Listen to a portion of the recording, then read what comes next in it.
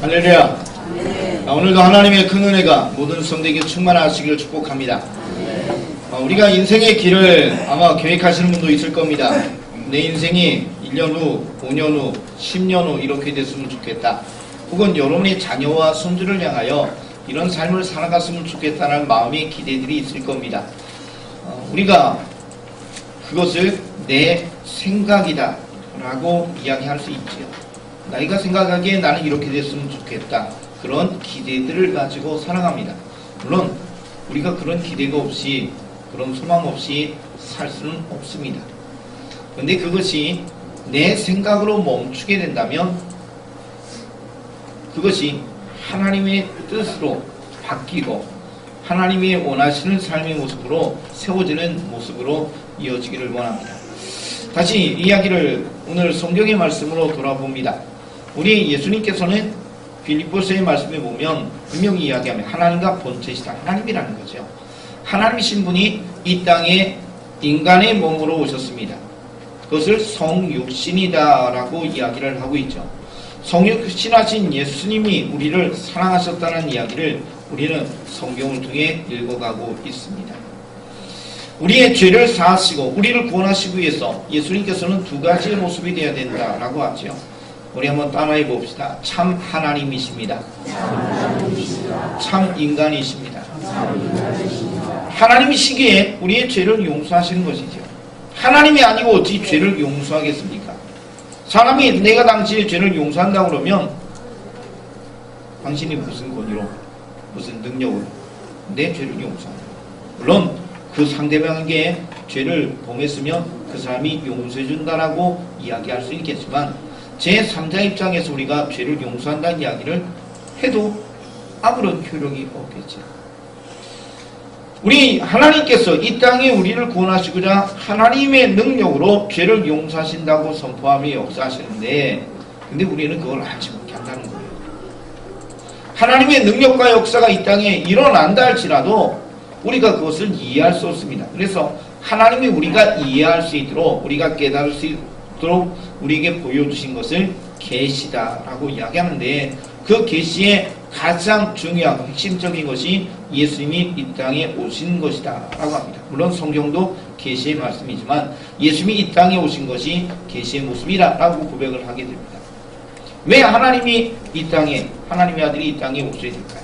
그거는 우리가 깨닫게 하려고, 우리가 알게 하려고, 우리의 몸과 같이 이 땅에 오셔서 고난을 당하시고 곤욕을 당하시고 수치를 당하시고 죽기까지 사랑하심으로 인하여 내가 너희를 사랑한다는 것을 보여주시고 말씀하기 위해서 오셨다는 겁니다. 하나님이 먼 곳에서 하나님의 말씀으로 능력으로 역사하실 수 있지만 우리가 이해하고 깨닫게 하기 위해서 예수님이 이 땅에 오셨다. 그래서 우리의 구원의 완성을 위해서는 예수님은 참 하나님이셔야 되고 참 인간이셔야 된다라고 이야기합니다. 이 땅에 오신 예수님께서 그러면 어떻게 사역하고 계셨는가를 우리가 기억해 봅니다. 주님은 시간이 되면 한적한 곳에 가서 기도하셨다. 습관에 따라 기도하셨다는 이야기가 기록이 되어져 있죠. 왜 기도하셨을까요? 특별히 우리는 종료주의의 시간 속에서 이제 고난주가 들어가는데 목요일 저녁이 되면 예수님이 겟세마네 동산에서 기도하십니다. 성경은 얼마나 기도를 열심히 하셨는지 땀방울이 핏방울이 되도록 기도하셨다. 한번 여러분이 여쭙겠습니다. 땀이 나도록 기도하고 계신지. 땀나게 기도하는 것도 쉽지 않은데 그것이 정말로 간절함으로 기도하니까 땀방울이 핏방울이 되도록 기도하셨다. 절박한 간절한 기도가 있었음을 이야기합니다. 우리 믿음의 성도들도 하나님 앞에 기도할 때 묵상으로 기도하실 수도 있지만 때로는 통성기도 하시고 때로는 주님처럼 땀 흘려서라도 기도할 수 있는 핏방울이 되도록 기도는 못해도 땀 흘려 기도할 수 있는 우리가 되기를 원합니다. 예수님이 그 기도하신 거 기억하시죠? 내용이 뭐예요? 아버지여 이 잔을 내게서 떠나게 하옵소서 그러나 나의 원대로 마옵시고 아버지의 뜻대로 되기를 원한다고 기도했습니다. 여기서 말하는 잔은 십자가를 이야기하죠. 예수님이 나는 십자가의 길을 걸어가는 것이 어려워요. 그러나 내 뜻이 아니라 아버지의 뜻대로 순종하겠습니다라고 하나님의 도움을 구하며 기도하신 것이 겟세마네 기도라는 사실을 우리는 기억하고 있습니다. 오늘 이야기로 들어갑니다. 예수님이 왜 나귀 새끼를 가져오라고 이야기하고 그 나귀 새끼를 탔을까요? 예수님도 순종하기 위해서 나귀가 필요했음을 이야기합니다. 나중에 또 이야기했지만 예언의 말씀의 성취라는 것, 스가랴 9장 9절을 통해 예언된 말씀의 성취라는 것이 오늘 예루살렘의 입성의 이야기인데요. 구약을 통해 하나님께서 말씀하셨습니다. 이건 하나님의 구원의 계획이죠. 예수가 이 땅에 오셔서 메시아가 오셔서 하셔야 될 일에 대해서 몇 가지를 구약을 통해 말씀하시고 예언하셨는데 그 예언의 말씀 중에 예수님이 예루살렘에 입성할 때 어린 나귀를 타고 입성하신다는 이야기에 대해서 스가랴 9장 9절에서 이야기하셨습니다. 말씀하신 거예요. 그러니까 예수님께서 예루살렘에 가셔야 되는데 뭘 타고 가셔야 돼요? 말이 아니라 마차가 아니라 예언된 말씀대로 나귀 새끼를 타고 가셔야 되는 거예요. 예수님이 십자가에 죽으시는 모든 것, 아니 이 땅에 인간의 몸 오신 모든 것 속에서는 예수님의 계획이 아니라 하나님 아버지의 계획을 순종하셨다라는 이야기로 말씀하고 있는 것입니다. 오늘 예루살렘의 입성 이 귀한 사건도 우리에게 주님이 말씀하시는 것인데 예수님께서 하나님 아버지의 뜻에 순종하셨다라는 사실을 이야기하고 계십니다. 사랑하는 성도 여러분, 예수님도 순종하셨으니 우리도 순종해야 될 줄 믿습니다. 자, 오늘 이 순종의 이야기를 통해서 제자들에게 이야기합니다. 감난산에서 건너편 마을에 가라. 거기에 나귀 새끼가 한 번도 타지 않은 어린 나귀 새끼가 매어 있을 터인데 그 나귀를 데려오라. 풀어 가져오라. 라고 이야기합니다. 주인이 이야기합니다. 그거 왜 가져가냐고. 내 건 왜 가져가냐고. 여러분이 자전거를 타시거나 자동차를 타시는 경우들이 있는데 누가 갑자기 내 거 가져가요. 그럼 뭐라고 해요? 그거 내 건데 왜 가져가냐고 당연히 이야기하겠죠. 그와 같이 나귀 주인이 이야기하는 겁니다. 내 거 왜 가져가냐. 누구 허락받고 가져가냐고. 그때 주님의 말씀대로 제자들이 이야기합니다. 주가 쓰시겠다. 주가 쓰시겠다. 그랬더니 나귀 주인이 내었습니다. 나귀 주인이 어떤 사람인지 몰라요. 어떤 나이, 연령층인지 어떤 삶을 살고 있는지 성경은 침묵하고 있고 단지 짤막한 이야기가 기록되어서 나귀의 주인의 순종을 이야기합니다. 사랑하는 성도 여러분, 기억해 봅시다. 순종이라는 것이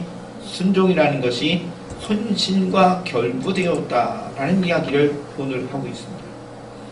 예수님도 아버지의 뜻에 순종하시고자 십자가에 헌신을 하셨습니다. 십자가에 죽기까지 헌신하셨습니다. 제자들에게 명합니다. 건너편 마을로 가서 가져오라. 제자들이 건너편 마을까지 두리명에게 말씀하였으니 같이 동행해서 건너편 마을에 갔고 예수님의 말씀대로 실행하여서 어린 나귀를 데려왔습니다. 나귀의 주인도 이야기합니다. 왜 가져가냐고. 주가 쓰시겠다고 이야기하니까 이 주인도 아낌없이 내어줌으로 인하여 하나님의 역사가 이루어진 사건을 우리가 오늘 읽게 된다는 것입니다. 사랑하는 성도 여러분, 순종은요 예라고 한 것으로 끝난 것이 아니라는 겁니다. 순종이라는 것은 헌신과 결부되어 있다는 사실을 우리가 오늘 기억해 봐야 합니다. 예수님이 비유로 설명하신 말씀 중에 포도원의 두 아들의 이야기가 있습니다. 포도원의 주인이 아들 둘에게 이야기하죠. 먼저 첫째 아들에게 이야기합니다. 아들아, 포도원에 가서 일하자. 일하라고 했더니 첫째 아들이 순종하죠. 예 아버지. 그러나 결과가 어떻게 된지 이야기하시죠. 첫째 아들이 예라고는 대답했지만 가서 일하지 않고 자기가 원하는 삶을 살았어요. 둘째 아들에게 이야기합니다. 얘야, 네 형도 일한다는데 너도 포도원에 가서 일하자. 싫어요 아버지, 나 바빠요. 그런 이야기 한 거잖아요. 그런데 시간이 지나서 마음에 내가 아버지의 말씀에 순종하지 않았어. 아버지가 포도원에 일거리 있어서 일하자고 하는데 내가 잘못했구나 회개하는 마음을 가지고 일하러 포도원에 갔다라는 겁니다. 누가 순종한 거예요? 첫째 아들은 예로 분명히 이야기했어요. 그러나 헌신이 이어지지 않았기에 첫째 아들은 순종한 게 아닙니다. 물론 둘째 아들이 전부터 이해하고 가서 일했다면 좋겠지만 둘째 아들이 노라고 했어요. 아니라고 싫다고 이야기했어요. 그러나 결과적인 것은 그가 회개하고 마음을 돌이키고 헌신했기 때문에 가서 일했기 때문에 아버지의 말에 순종한 것은 첫째가 아니라 둘째다라고 이야기합니다. 사랑하는 성도 여러분, 성경 분명히 이야기합니다. 오늘 주님과 제자와 나귀 새끼의 주인을 통해서 이야기하고 계시는데 순종이라는 것은 헌신과 결부되어 있다라는 이야기를 하고 있는 것이죠.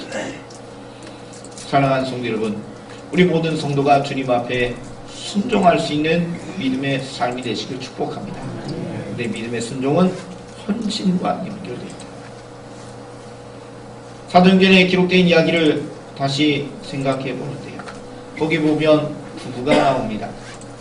부부가 천한 부부, 정말 우리가 본받을 부부도 있죠. 브리스길라 아굴라 부부가 그런 인물이지만 그러나 그 반대의 부부도 성경에 나옵니다. 누구죠? 아나니아와 삽비라 부부입니다.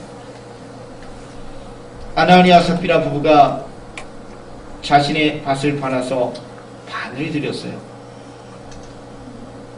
그 모습을 보면 잘한 것 같아요. 그러나 결과는 우리가 성경을 통해 알고 있습니다. 남편이 세상을 떠나고 장사 지내고 돌아왔더니 아내가 또 죽어서 아내를 장사 지내서 같은 날 세상을 떠났습니다. 누가 그러더라고요. 부부가 같은 날 세상을 떠났으니 복이야. 절대 그건 아닌 것 알고 있죠. 성령을 속였기에 하나님을 속였기에 그 부부가 세상을 떠나는 안타까운 이야기가 사도행전에 기록되어 있습니다. 내가 재산을 팔아서 하나님 앞에 드리겠다. 이야기를 하게 되는데 반은 감추고 반을 드렸습니다. 아니 처음부터 내 재산 팔아 반 드리겠다 그러면 뭐 전혀 문제가 될 수 없죠. 그런데 전부를 드리겠다고 약속하고 나서 반을 숨겼다. 그것을 성경은 성령을 하나님을 속였다는 모습이 되어서 베드로의 맺힘과 더불어서 그들의 부부의 처참한 최후의 이야기가 성경에 기록되어 있습니다. 바로 앞부분에 바나바 이야기가 등장하죠. 바나바도 동일한 이야기가 등장합니다. 자신의 재산을 팔아 사도들에게 내어놓습니다. 헌금한 거죠. 교회에 헌금한 겁니다. 그래서 그것을 통해 교회 일들을 이루고 가난한 성도를 도와가면서 하나님의 교회가 든든히 서가는 대표적인 이야기로 인물로 바나바를 이야기하고 곧장 그 이야기와 더불어서 아나니아와 삽비라를 이야기하고 있습니다. 여러분 순종한 것 같아요. 헌신한 것 같아요. 그러나 진정한 헌신으로 하나님 앞에 나가지 않는 것은 이거는 문제가 될 수 있다는 이야기로 바나바 이야기와 더불어서 아나니아와 삽비라 부부의 안타까운 이야기를 사도행전에서 이야기합니다. 다시 오늘 이야기로 들어갑시다. 성도 여러분, 예수님도 순종하셨고 제자도 예수님의 말씀에 순종했고 나귀의 주인도 순종했습니다. 근데 말로 하는 것이 아니라는 거예요. 예라고만 하는 것이 아니에요. 포도원의 첫째 아들처럼 예라고만 하는 것이 아니라 실행했기 때문에 그 실행을 오늘 헌신이라고 이야기하는데 헌신이 되어졌기 때문에 그것이 하나님이 기뻐하는 모습이 됐다라는 이야기입니다. 예수님도 아버지의 뜻에 순종하여서 십자가에 죽기까지 우리를 사랑하시고 죽으시고 부활하셨죠. 예수님의 제자들도 예수님의 말씀에 순종하고 실행을 했어요. 가서 나귀를 데려왔습니다. 이 나귀의 주인도 예수님의 말씀에 주가 쓰시겠다는 이야기를 듣고 아낌없이 내어줌으로 인하여 순종의 헌신이 있었어요. 여러분, 헌신이 우리에게 있지 않는다면 순종은 거짓된 순종이 될 수 있음을 이야기합니다. 이 자리에 계신 모든 성도에게 축복합니다. 하나님의 말씀에 순종하시는 주의 자녀 되시길 축복합니다. 근데 그 순종이 헌신이 필요하다. 그 헌신을 이렇게 이야기합시다. 내 생각을 가지면 헌신이 안 되는 거예요. 만약에 예수님께서 이 잔을 내게서 떠나게 하옵소서 라고 멈췄다면 순종이 아니죠. 아버지가 이 땅에 십자가의 길을 걸어가고 보내셨는데 우리 예수님께서 그냥 거기서 멈췄다면 그게 끝이에요. 그런데 주님은 이 잔을 내게서 떠나게 하옵소서, 그러나 나의 원대로 마옵시고 아버지의 뜻대로 되기를 원한다고 기도하셨잖아요. 그게 헌신입니다. 내가 생각하는 방법, 내가 생각하는 기대, 내가 생각한 어떤 지를 가지고 풀어가는 것이 아니라 하나님께서 원하시는 그 모습을 향하여 순종하는 거예요. 하나님께서 원하시는 그 모습으로 나가는 것이 진정한 순종이다라는 겁니다. 여러분, 여러분들이 선물을 사는 사람에게 주신 경험도 있으실 겁니다. 선물도 받아보신 경험도 있으실 겁니다. 선물 받아보셨지요? 선물 줘보셨지요? 근데요, 가끔 그런 일들의 이야기를 들어봅니다. 선물을 줬는데 내게 필요 없어요. 내 마음에 맞지 않아요. 그러면 받기는 받아도 그냥 구석 한편으로 사라집니다. 근데 내 마음에 정말로 싹 드는, 정말로 드는 어떤 선물을 내가 받았어요. 얼마나 기분이 좋아요. 그런 경험 있으시지요? 내 마음을 어떻게 알았어? 이렇게 내 마음을 흡족하게 하는 선물을 나에게 줘요. 그럼 얼마나 좋아요. 여러분, 순종이라는 것이 그냥 내가 한 게 아니에요. 상대방의 마음, 물론 우리가 일상적인 선물에서 상대방의 마음을 헤아리고 뭐가 좋을까 고민하다가 기도하는 마음으로 하시겠죠. 그냥 내가 원해서 하는 모습은 아니에요. 그냥 내 편한 대로 그냥 있는 거 갖다가 그냥 막 주는 게 아니에요. 마찬가지로 헌신이라는 것이 우리에게 있어서 정말로 귀한 이야기인데, 하나님 앞에 순종한다는 이야기는 아버지의 뜻에 따라 나가는 것이에요. 예수님께서 그 모습을 우리에게 보여주셨고, 오늘 제자들도 예수님의 말씀에 따라 움직였고, 나귀의 주인도 예수님의 말씀에 따라 움직였다는 이야기예요. 우리의 삶의 기준점이 있고 우리의 행동의 기준점이 있어야 되는데 그것이 하나님이시라는 거죠. 하나님의 뜻을 벗어난 순종, 하나님의 뜻을 벗어난 헌신, 이건 아니라는 거예요. 중간에 말씀드렸던 아나니아 삽비라도 헌신 분명히 있어요. 왜요? 재산의 반을 팔았어요. 아니 여러분, 우리에게 이야기합시다. 솔직한 말로 이야기합시다. 여러분이 갖고 있는 재산 팔아 반 드린다. 쉬운 일 아니에요. 정말 헌신한 거예요. 그런데 하나님 그거 기뻐하지 않았어요. 왜요? 하나님 앞에 약속한 걸 실행하지 않았기 때문에. 결국 뭐예요? 하나님의 뜻 안에서 순종하지 않았기 때문에, 참된 헌신으로 이어지지 않았기 때문에 아나니아 삽비라는 처참한 최후를 맞이해서 좋지 않은 예의 모습으로 성경에 기록되죠. 여러분에게 소망합니다. 저도 그렇고 여러분도 그렇고 하나님의 뜻 안에서 순종할 수 있는, 하나님의 뜻 안에서 헌신할 수 있는 믿음의 성도 되시길 축복합니다. 그래야 뜻이 이루어집니다. 오늘 이야기는 말씀드린 대로 스가랴 9장 9절의 말씀의 이야기로 진행이 된 이야기죠. 스가랴 9장 9절을 통해 어린 나귀를 타고 예루살렘에 입성하시는 예수님의 모습이 예언되었기 때문에 그 말씀의 실행으로 해서 예수님께서 순종하시고 제자를 통해서 나귀 주인을 통해 실행케 하심으로 인하여 어린 나귀를 타고 예루살렘에 예수님이 들어가십니다. 조진 이야기 여러분이 읽고 알고 계신 대로 제자들이 나귀에 자신의 겉옷을 올리고 사람들이 종려나무까지 흔들어가며 자신의 겉옷을 깔아가면서 예수님의 예루살렘 입성을 환영합니다. 호산나 다윗의 자손이라고 외쳐가면서 예수님을 환영했던 그들의 모습을 성경에서 세세하게 이야기하며 마태마가, 누가, 요한복음, 사복음서 모든 곳에서 예루살렘 입성하신 예수님의 이야기를 말합니다. 예루살렘 입성은요, 시간을 거슬러 감람산에서 예수님의 말씀하심으로써 이루어졌고, 실행했던 제자를 통해서 이루어졌고, 나귀 주인이 나귀를 내어줌으로써 실행이 되었다라는 이야기예요. 결과를 보면 예루살렘 입성의 아름다운 모습, 스가랴 9장 9절의 예언의 말씀의 성취의 모습으로 이어진 모습인데, 그 출발점의 이야기를 보면 예수님의 모습과 제자의 모습과 나귀 주인의 모습이 분명히 존재한다는 거죠.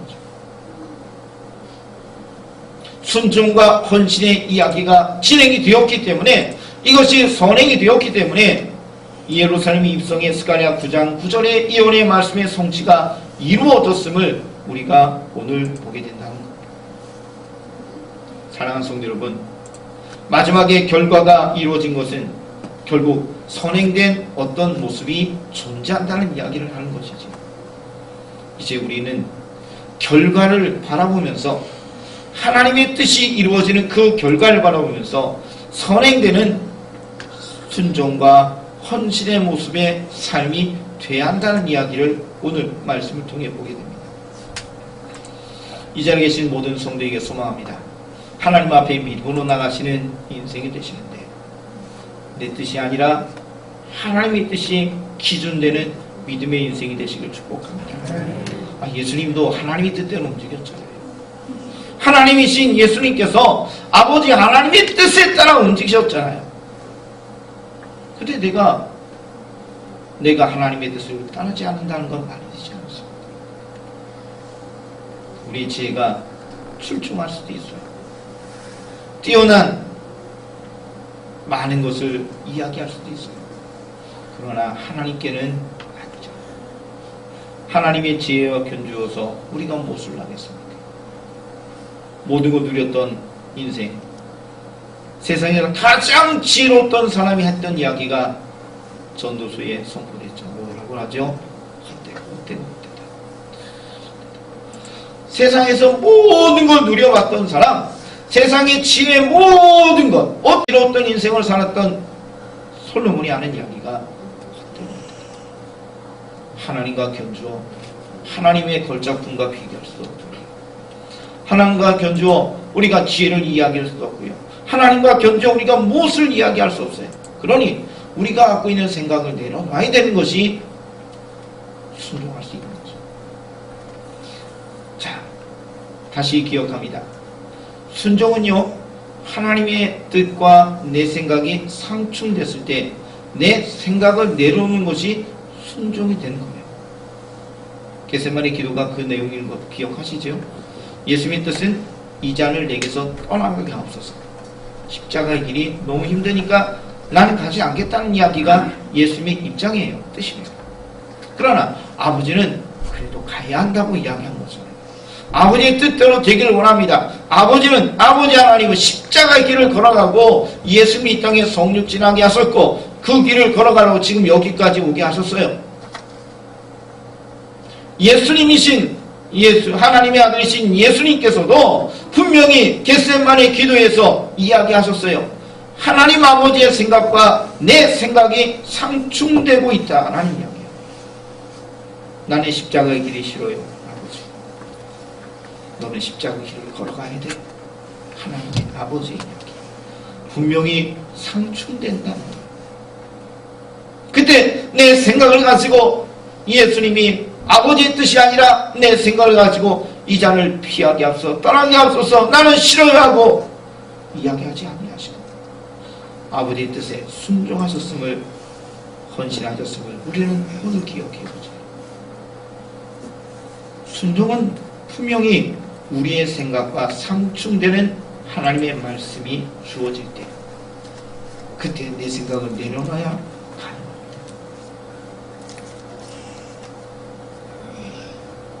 내 죄를, 내가 갖고 있는 모든 것을 내려놓을 수 있을 때 아버지의 뜻이 귀함을 여기고 그 말씀에 절대적인 순종을 할 수 있을 때 하나님이 기뻐하는 삶이 되고 하나님의 역사를 이루는 하나님의 놀라운 일들에 동참하는 주의 자녀가 될 줄 믿습니다. 성도 여러분, 이제는 내가 아무리 뛰어나도 하나님의 생각과 상충된다면 내 생각을 내려놓는 귀한 삶이 되시길 축복합니다. 그렇게 하기 위해서 뭘 하냐면 예수님처럼 기도하는 거예요. 기도해야 내 생각을 내려놓게 합니다. 하나님의 성령이 우리를 도우시기 때문이죠. 하나님의 영이 내 안에 오셔서 내 마음을 만져주시기 때문에 내 생각이 잘못됐고 내 뜻이 아니라 아버지의 뜻에 순종할 수 있도록 우리를 도우시게 된다는 겁니다. 성도 여러분 따라합시다. 기도합시다. 그래서 기도하는 겁니다. 내 생각을 내려놓고 하나님께 순종하고자 우리는 기도하는 것입니다. 다시 겟세마네 기도, 오늘은 그 이야기가 중복이 되고 계속 진행이 되고 있는데 예수님께서도 아버지의 뜻에 따르기 위해서 뭘 하셨다고요? 기도하셨어요. 그냥 잔잔히 스쳐가는 기도가 아니라 땀방울이 핏방울이 되도록 간절한 마음으로 기도하셨음을 이야기하고 계시죠. 자, 이게 중간중간에 예수님이 안적한 곳에 가서 철야기도 하고 산기도 하시고 새벽기도 하시면서 주님이 기도하셨던 모습을 수없이 우리에게 보여주신 것, 습관에 따라 기도하셨던 모습을 보여주신 것은 예수님, 하나님이 아들이신 예수님이 아버지의 뜻에 순종하고자 기도하셨다는 이야기를 하는 겁니다. 우리도 마찬가지입니다. 우리가 기도하지 아니하면 우리의 생각을 절대로 이길 수 없습니다. 우리가 하나님 앞에 도움을 구하고 기도하지 않으면 내 지혜를 내놓을 수 없어요. 바라고 소망합니다. 기도의 사람이 되시길 축복합니다. 하나님 앞에 기도하십시오. 예수님도 기도하셨는데 우리도 기도해야 되죠. 하나님 아버지께 간절히 기도합시다. 내 뜻, 내 생각이 아니라, 내 마음의 소욕이 아니라, 내가 원하는 삶의 방향이 아니라 하나님께서 원하시는 삶을 향하여 나아갈 수 있도록 하나님 나를 도와주세요. 하나님의 지혜로 나를 붙잡아 주세요. 하나님의 방법으로 나아갈 수 있도록 역사해 주세요. 하나님 앞에 순종하기 위해서 기도합시다. 기도할 때 헌신하게 하시고 이를 통하여 하나님의 능력의 역사가 반드시 나타나게 될 겁니다. 성도 여러분, 오늘 이야기 정리합니다. 예수님도 순종하셨고 제자도 순종했고 나귀의 주인도 순종했습니다. 근데 그 순종은 헌신이었다는 거죠. 내 생각을 내려놓고 내 소유를 포기할 때 그 순종이 헌신으로 이어짐으로 인하여서 예언의 말씀 스가랴 9장 9절의 말씀의 성취를 통해서 십자가 구원의 길의 역사가 한 발 한 발 내딛게 되는 예루살렘의 입성의 이야기가 진행되었습니다. 이제 우리도 하나님의 뜻을 따라 순종하기를 원하신다면 기도의 사람이 되시고 기도를 통하여 내 생각을 내려놓으시고 내 것을 포기하고 하나님 앞에 전적인 헌신을 통하여 주께 영광 돌릴 수 있는 믿음의 성도 되시기를 축복합니다.